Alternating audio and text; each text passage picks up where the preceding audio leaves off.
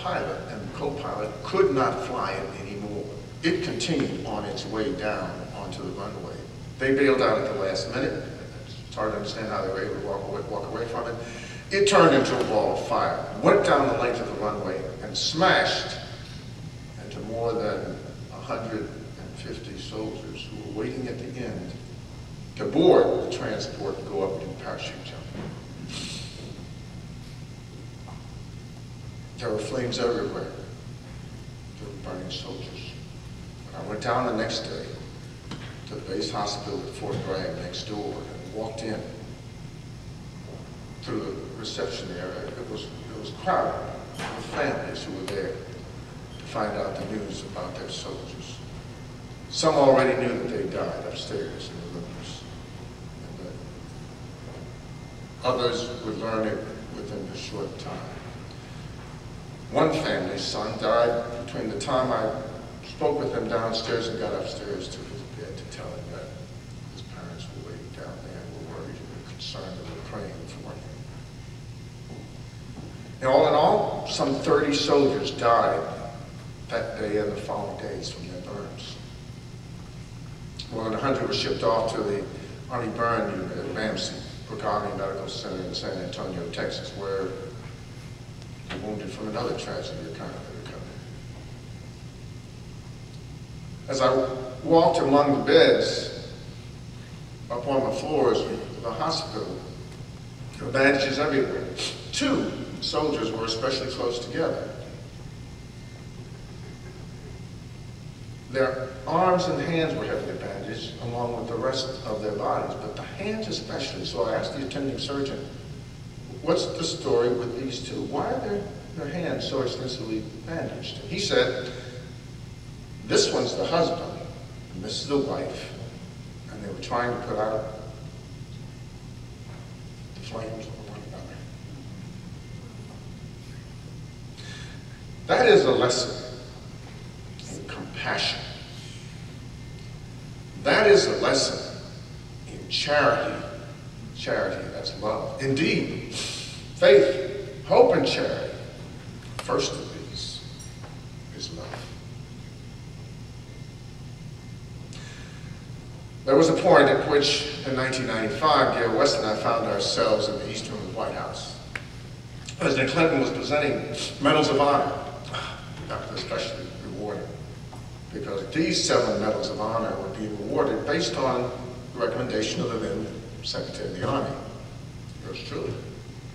That recommendation had been based on a recommendation by a panel of experts that my predecessor had impaneled to look at a historical anomaly, or maybe a historical mystery. Because in the 50 years that had passed since World War II, at that time, not a single African American had been awarded the Medal of Honor. And yet, the stories of African American bravery, especially in Europe, are legion. And so they ordered a review of the citations of heroism to see if there was some who, for some reason, some inexplicable reason, had not been granted the award. The suspicion, of course, being that it was due to the segregated status of the armed forces at the time. These 7 were selected. 6 of the medals awarded that day were posthumous. They were already dead. The 7th was awarded a pale blue ribbon with the medal pasted around his neck. First Lieutenant Vernon Baker. You may have read his story, because it was remarkable what he did leading his unit that day. But more remarkable is the fact that because he had had no chance to speak, those ceremonies are rigidly scripted. Only the president speaks and his aide-de-camp who reads the citation. And so it was afterwards, at one of those events, a party or something, a reception that always happens in the Capitol after the event. The journalist cornered First Lieutenant Vernon Baker and said, well, how did you do that? First of all, where was your courage and strength? Where did that come from to do the things that earned that reward for you? And secondly, how did you live for 50 years with the awareness that your country not only didn't value what you've done, it just as soon not know that you've done it? Provocative questions, obviously intended to provoke a bitter response. But this is what he said. Yes, I was able to get through it, and yes, I had an internal code that helped me to get through it. And this is what it is. Give respect before you expect respect. Treat others as you wish to be treated. Remember the mission, set the example, keep moving. Simple words of a simple soldier. But they betray the kind of inner strength that allows heroism in extraordinary events and courage in everyday events. So those two examples are the times, are representative of the times at which, as I moved through my responsibilities in one office or another, I saw examples of the lessons that you and your predecessors teach here to your youth.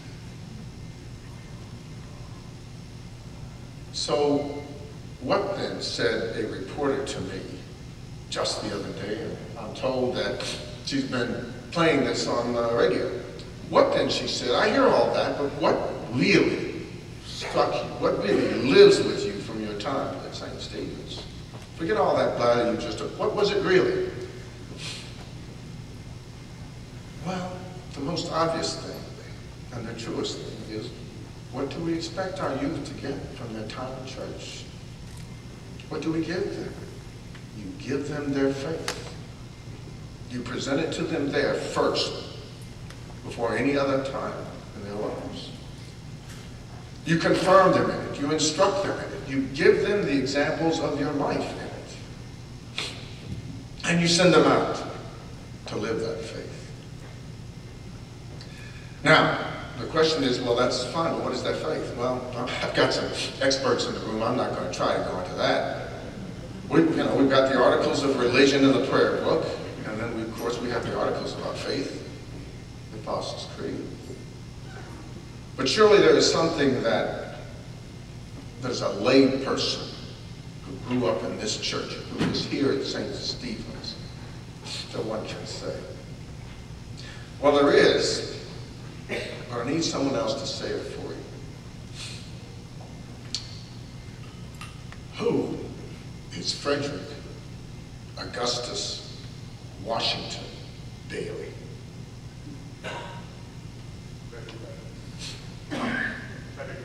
You're right, but you're not supposed to say that till I'm almost through. He was a slave born in Talbot County. He went on to be a free slave who wrote and spoke extensively. He was a fervent abolitionist. He published the North Star. And then eventually he moved upon the great of the nation, at least up in the Northeast corner. He was advisor to presidents. He met with President Lincoln in the White House. He became known as the Lion of Anacostia. I thought when I say that, my table would know exactly who he was. He was outspoken and very harsh. He was also a man of the cloth. He never spoke like one. I mean, no one recalls that, but he was an AME-signed minister. Among his harshest comments were one about the army that a century later I would lead. He said this right after the Civil War. He said, "It will be remembered that at the beginning of the war, it was given out that the Negro need not apply. The Negro could not shoulder a musket or carry a backpack or wear a Union uniform. He could not fight. The glory of the battlefield was to be reserved wholly to the white man. The Negro might dig but not fight, might be a servant but not a soldier, might carry a pickaxe but not a musket." Pretty harsh. In the closing